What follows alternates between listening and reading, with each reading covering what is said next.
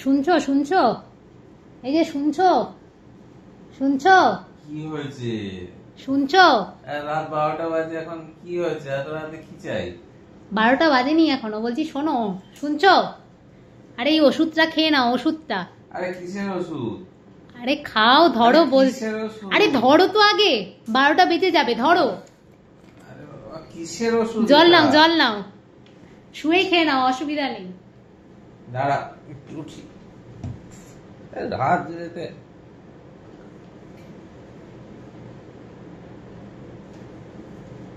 ঠিক আছে ঠিক আছে। কিসের ওষুধ ছিল? খেয়ে তো নিয়েছো। হ্যাঁ, কি কিসের? আসলে 12টা বাজতে আর 5 মিনিট মাত্র বাকি আছে। 5 মিনিট, 5 মিনিট।